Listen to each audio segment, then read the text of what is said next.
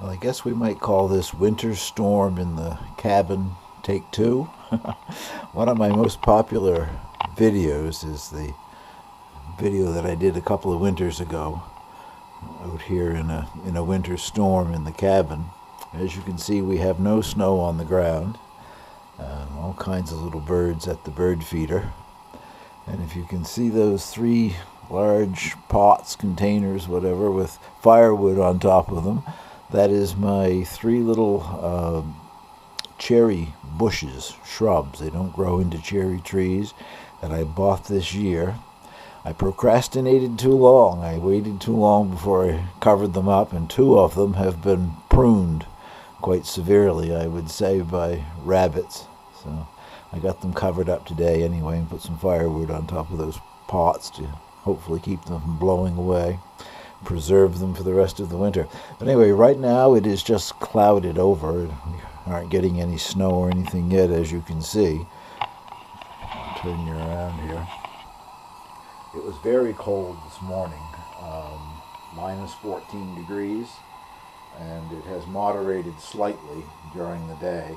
It's minus 9 right now, and it's 4:15 in the afternoon. I've been running around doing things all day, but I have the cabin nicely heated. What is the temperature?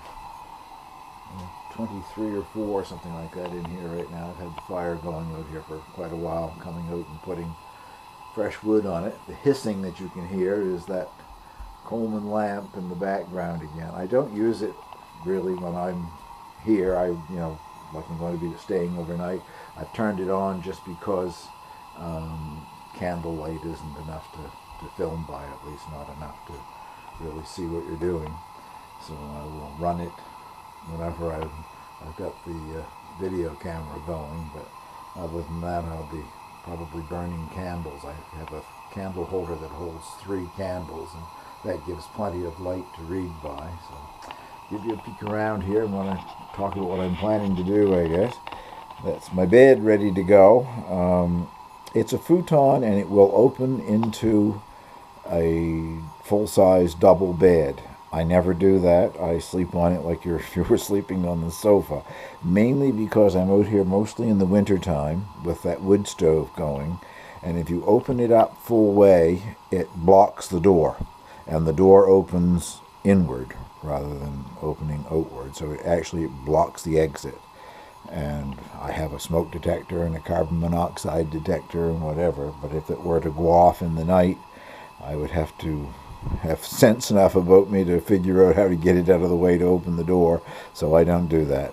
And this time I'm not using the bedding. I have bedding out here in one of those under-bed storage containers, but I brought a sleeping bag out tonight and a couple of cushions, so I have my book ready to read. I'll talk about that later. I'm going to have food to cook for dinner, and I have some, well, not much, but a little bit of food for breakfast in the morning. So as things get darker, I will show you a little more and cook dinner here.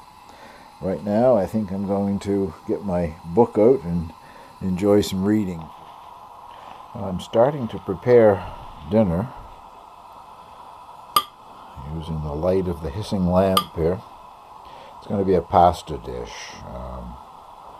What's called creamy mushrooms and pasta or something like that. Anyway, it's fairly simple, using pre-cooked pasta that I cooked earlier at the house so that I don't have to do quite so many pots and pans out here. I don't think I finished my train of thought earlier. We are expecting a snowstorm tonight. Debatable as to how much we're going to get, I guess. Anywhere from 10 to 15 centimeters that I've heard so far.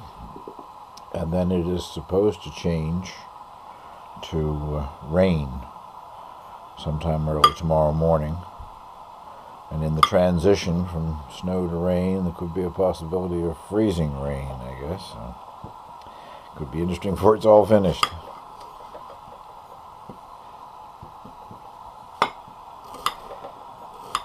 These knives are not the sharpest. They've never been sharpened, I guess, but they haven't been used that much anyway. But they're just a cheap set of knives that I thought would do for out here.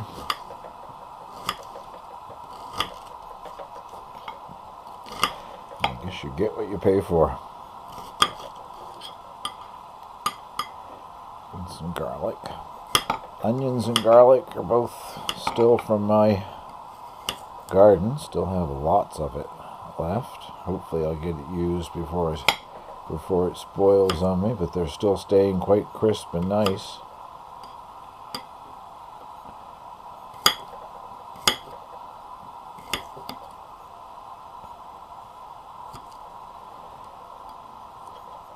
Well, we'll move over to the stove, I guess, and see what we can do with this. Got as much light as I can get on the subject, I guess. I don't dare bring that lamp any closer to the fire here. Just gonna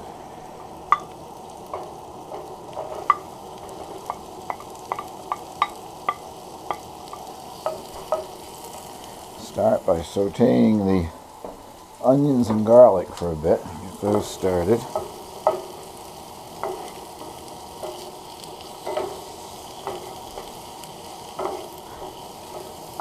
Hopefully the very sensitive smoke detector won't go off.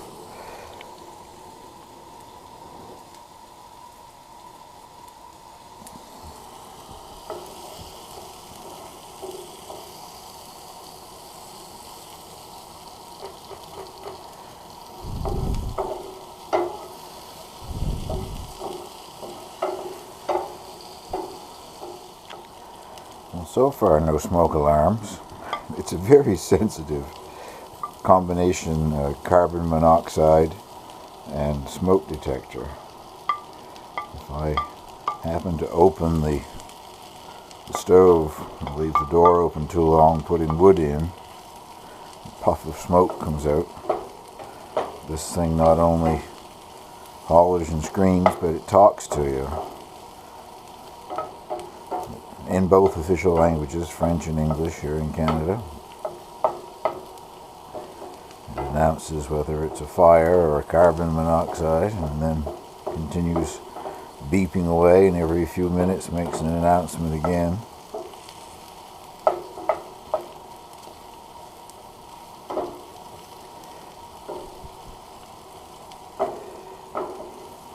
It's the first time I've used this wooden spoon. If you're watching Walter, I bought that in the gift shop at the Ross Farm Museum summer before last. Can't remember now if that's one of the things that's actually made at the farm. I know the wooden bucket that I bought was made at the farm.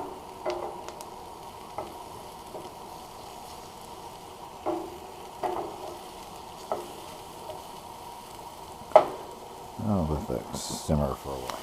And you add a little vegetable stock. I'm using a commercial Botten vegetable stock.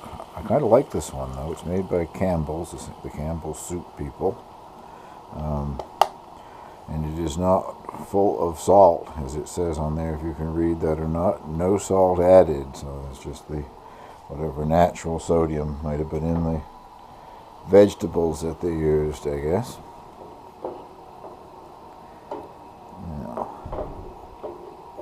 Let that come to a simmer and reduce a bit. Well, I'm living dangerously. I have brought the lamp over.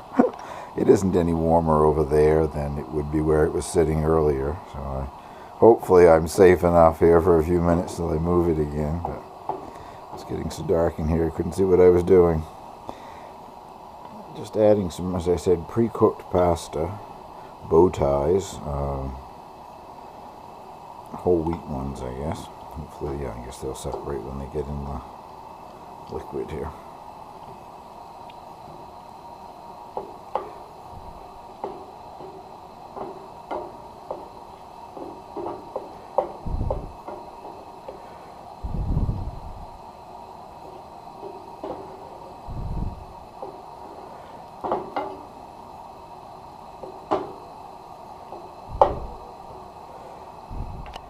And to make it a cream sauce, a very rounded tablespoon there of Philadelphia cream cheese. I use the low-fat kind, less calories, and I don't see where it tastes any different to me anyway than the full fat variety.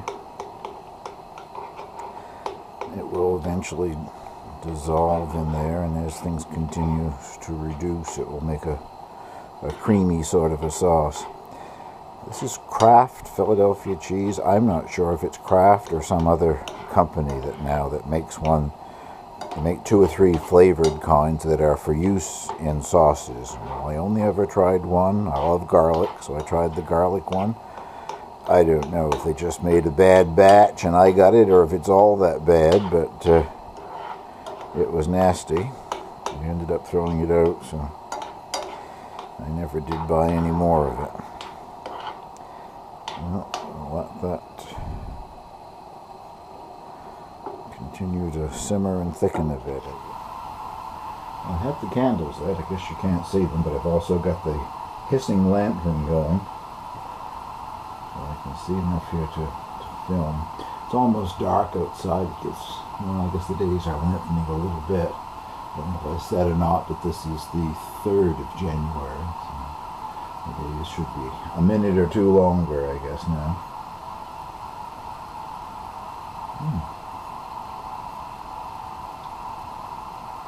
That's quite good. I'm just having it with a green salad.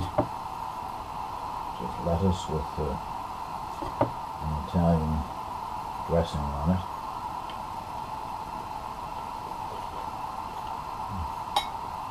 Well, I'll bring you back later. I'm going to shut you off so I can listen to the radio. If I play the radio while I'm doing a YouTube video, the YouTube police get me for using copyrighted material, so I can't listen to the radio and film at the same time. Well, it's almost dark, but I had to come out just to see what things look like out here. I guess you probably can't make out the hoop house that's directly in front of me, but up there above that tree, that is the moon. It's pretty much covered by cloud. This storm, if we get it, isn't supposed to start until the middle of the night, so at least it is clouding over now. And off over there, I've left some of the outside lights on my house. I guess the trees between here and there don't show very well right now either, but I thought if I showed that, it would give people an idea that we're giving me recommendations to what I could do to get my Wi-Fi to extend out here. Most of the things that I think would work are going to have a direct line of sight with the cabin, and that's not possible unless I take a chainsaw to a lot of trees, and I don't want to do that. Right now you can see it fairly well, and it might work in winter, but when all the leaves come on the trees, you can't even see the house from here. So I want to show you something else here. I'm standing on the doorstep outside of the cabin, and it is relatively mild out right now, so how well that shows. I have one string of white, I guess you'd call them Christmas lights. They've been there for 2 years. They run off of solar. Somewhere there's a little battery and a very small solar collector screen thing. This time of year, the sun is so low on the horizon that the battery doesn't get charged up very much. Within a couple of hours now, they will just go out. But in the summertime, longer days, of course, and shorter nights helps as well, but they stay on all night long. Now I'm doing this little clip completely with candlelight, so if you can't see me over here in the dark, that's why. The GoPro does a pretty good job in low light, though. It has some sort of a built-in thing that makes low light photography a little better. I'm having a cup of tea, and I've had dinner some time ago. I brought a snack out. It was baby carrots and tzatziki. Now I'll have to talk to you with my mouth full. I don't know how many kinds of tea I've got. I've never stopped to count. I seem to constantly buy new kinds of tea. I'm not sure if I had this particular one before or not. I like tea that has an orange flavor. As you can see that. This one is by Lipton. I'm not being paid to promote their product. But it's a green tea with mandarin orange peel in it. And I just bought it first time yesterday, I think. I don't think I've had other Lipton teas, but I don't think I've had this one. And it is very good. It has a strong orange flavor to it.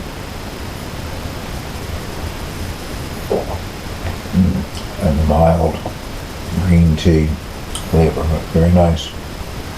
I was listening to the radio and the news and the weather report a short time ago, and they're still giving that storm. There's no sign of it here yet, but it says starting sometime after midnight tonight. It's only, what is it, 6:30 or so here now, so several hours yet if we get it at all. I don't know. It seems to me it feels very mild out there.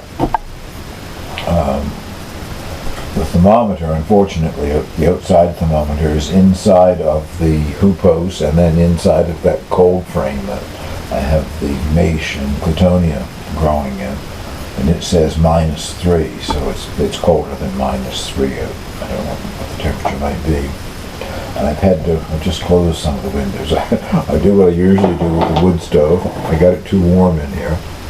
I had to open the windows to get it cooled down. It's now 19 degrees in here, so that's quite comfortable. I keep my house cooler than that, so I'm enjoying the warmth, listening to the radio, and now I'm going to do a little reading.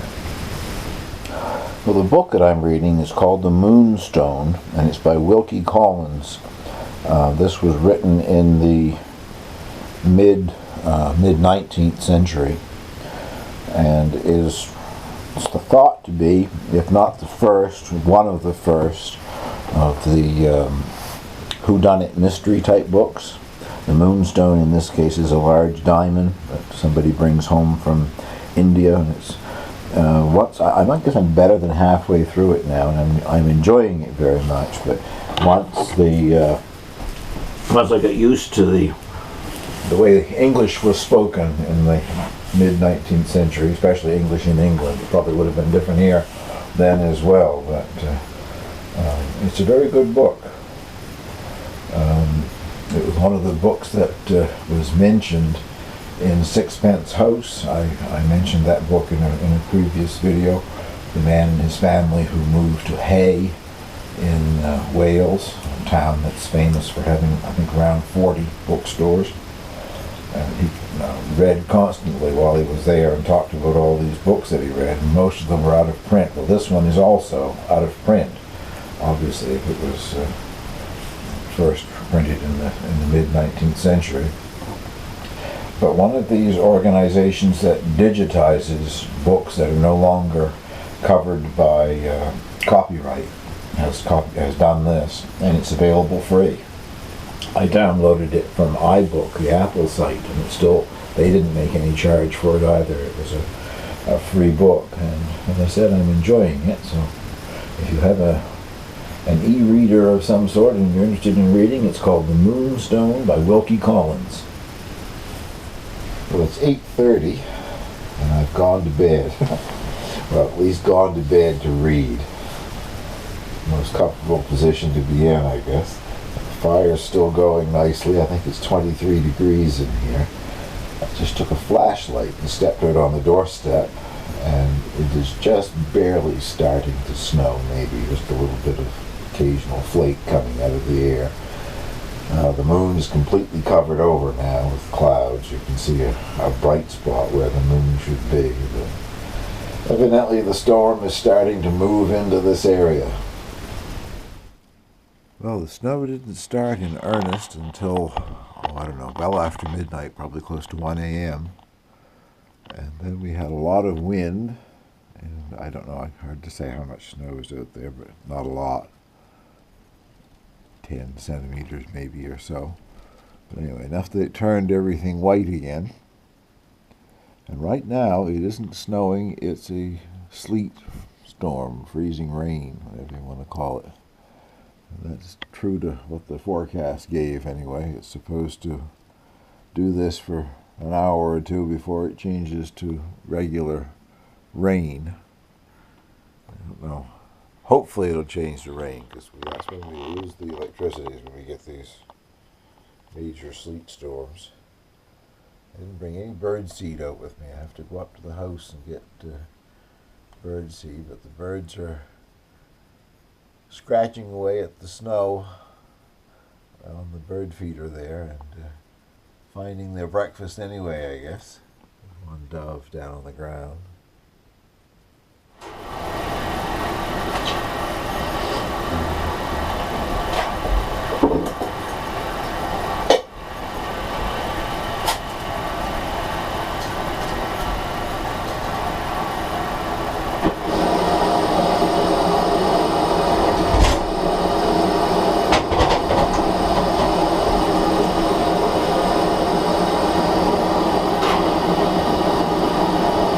Breakfast is just going to be a simple affair. Toast and coffee, some peanut butter for my toast. I'm anxious to try the coffee though. It was a Christmas gift. I received 2 different kinds of coffee for Christmas. Starbucks Christmas blend and a Cuban coffee. And this particular one is the Starbucks Christmas blend. Ground the beans last night before I came out here.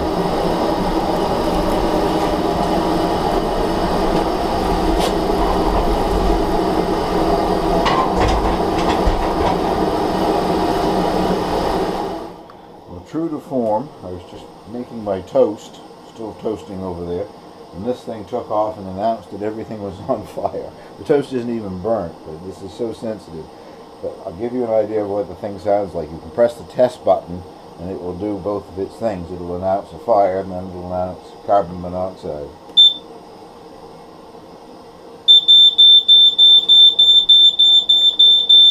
Fire.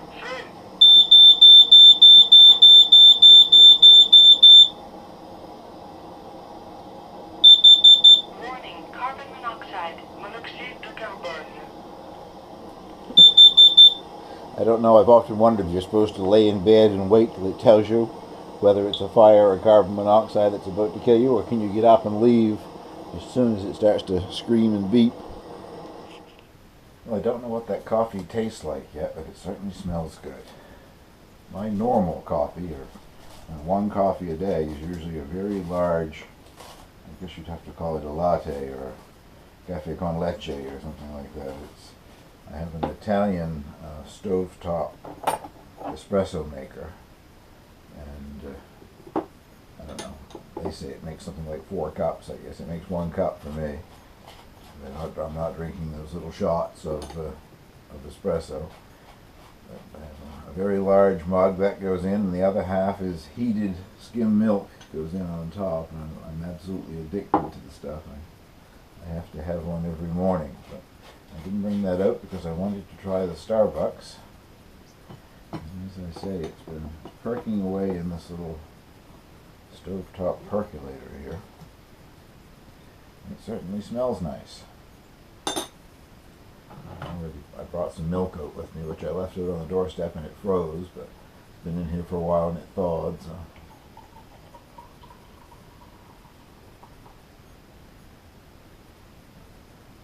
I already had the milk in the cup. Too hot to drink. Smells good.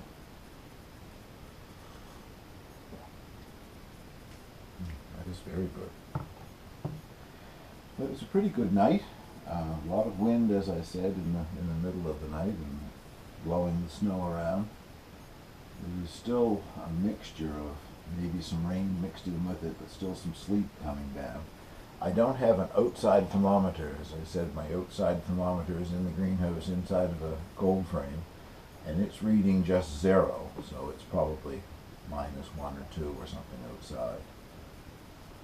Pretty soon I've got to get up to the house and get my shovel and do what you have to do after every one of these storms. I like to get the doorsteps shoveled off because it may turn cold and freeze and everything be a glare of ice, and then I go up and get the car cleaned off and make sure there isn't a snowbank in front of my driveway. I heard the plow go by several times in the night.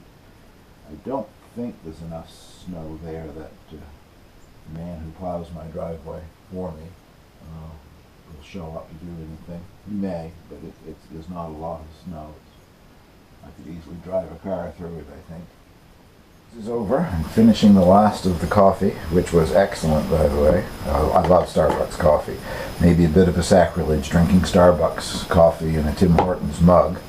You have to be Canadian to know what that means. Tim Hortons is the national coffee shop.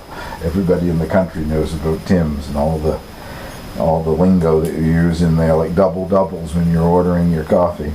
Anyway, I just finished making my entry into the cabin logbook, which I try to keep up. Sometimes I'm out here and forget about it, but it was an idea given to me by Trevor in, north of Moncton, I think, is where Trevor lives. He has a cabin and he keeps a logbook in it.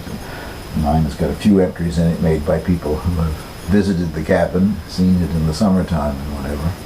Right now I would say it's still a bit below freezing. The thermometer still says 0, and that's a thermometer that's inside of a cold frame in the poop house, so I presume it's -2 or something, or -3 outside.